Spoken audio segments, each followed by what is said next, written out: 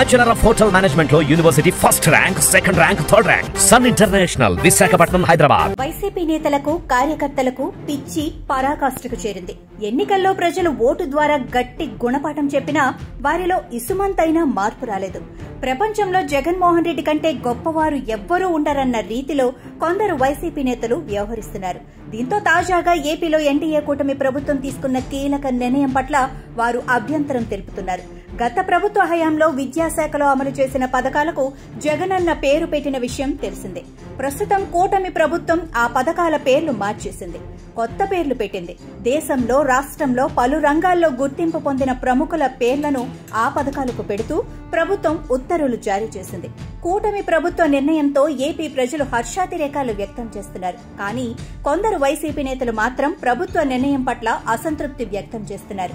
దేశంలోని పలు రంగాల్లో గుర్తింపు పొందిన ప్రముఖుల కంటే మా జగనన్నే గొప్ప, మా జగనన్న పేరుపై ఉన్న పథకాన్ని ఎందుకు తీసేశారంటూ గగ్గోలు పెడుతున్నారు. మా ప్రభుత్వం వచ్చిన తర్వాత మళ్లీ జగనన్న పేరుతో పథకాలు అమలు చేస్తామంటూ వివిధ ఛానళ్ల డిబేట్లలో ఆవేశపడిపోతున్నారు. వైసీపీ నేతల తీరు పట్ల ప్రజలలో అసహనం వ్యక్తమవుతోంది. వైసీపీ ప్రభుత్వ హయాంలో విద్యాశాఖలో జగనన్న అమ్మఒడి, జగనన్న విద్యా కానుక, జగనన్న గోరుముద్ద, మనబడి, నాడు నేడు, స్వేచ్ఛ, జగనన్న ఆణిముత్యాలు వంటి పథకాలను అమలు చేసింది. ప్రస్తుత కూటమి ప్రభుత్వం ఆ పథకాలకు పేర్లను మార్పు చేసింది. దేశానికి విశేష సేవలందించిన పలువురు భరతమాత ముద్దుబిడ్డల పేర్లతో ఆ పథకాలకు నామకరణం చేసింది. సర్వేపల్లి రాధాకృష్ణన్, అబ్దుల్ కలాం, డొక్కా సీతమ్మ తదితర గొప్ప గొప్ప వారి పేర్లను ఆయా పథకాలకు పెట్టింది. జగనన్న అమ్మఒడి పథకానికి తల్లికి వందనంగాను, జగనన్న విద్యాకానుక పథకానికి సర్వేపల్లి రాధాకృష్ణన్ విద్యార్థి మిత్రగాను పేర్లు మార్చింది. అలాగే జగనన్న గోరుముద్ద పథకాన్ని డొక్కా సీతమ్మ మధ్యాహ్న బడి భోజనంగా మార్పు చేసింది. మనబడి, నాడు నేడు పథకానికి మనబడి మన భవిష్యత్తుగా పేరు మార్చింది. స్వేచ్ఛ పథకం పేరును బాలికా రక్షగా మార్చింది. జగనన్న ఆణిముత్యాల పథకం పేరును అబ్దుల్ కలాం ప్రతిభా పురస్కారంగా మార్పు చేసింది.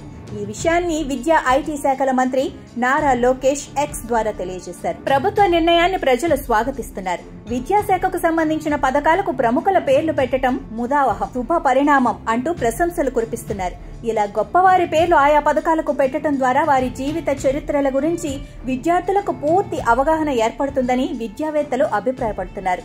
తెలుగుదేశం కూటమి ప్రభుత్వం నిర్ణయం పట్ల అన్ని వర్గాల ప్రజల నుంచి హర్షాతిరేకాలు వ్యక్తమవుతున్నా కొందరు వైసీపీ నేతలు, కార్యకర్తలు జగన్మోహన్ రెడ్డి పేరు తొలగించారని తెగ బాధపడిపోతున్నారు.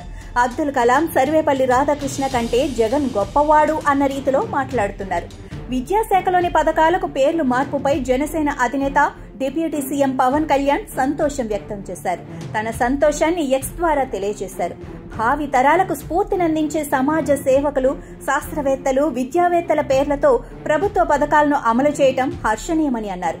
పథకాలకు డాక్టర్ సర్వేపల్లి రాధాకృష్ణన్, డొక్కా సీతమ్మ, అబ్దుల్ కలాం పేర్లు పెట్టడం పట్ల ముఖ్యమంత్రి చంద్రబాబు నాయుడు, విద్యాశాఖ మంత్రి నారా లోకేష్ కు జనసేనాని అభినందనలు తెలిపారు.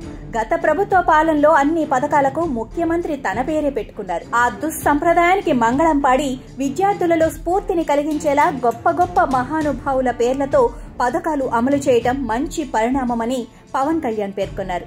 పవన్ కళ్యాణ్ తో పాటు పలువురు రాజకీయ ప్రముఖులు చంద్రబాబు, లోకేష్ నిర్ణయాన్ని ప్రశంసిస్తున్నారు. అయితే ఊరందరిది ఒకదారి, ఉలిపిరి పిట్టది ఒకదారి అన్నట్లుగా కొందరు వైసీపీ నేతలు మాత్రం ప్రభుత్వ నిర్ణయాన్ని తప్పుపడుతున్నారు. మా జగనన్న పేరును ఎందుకు తొలగించారంటూ ప్రశ్నిస్తున్నారు.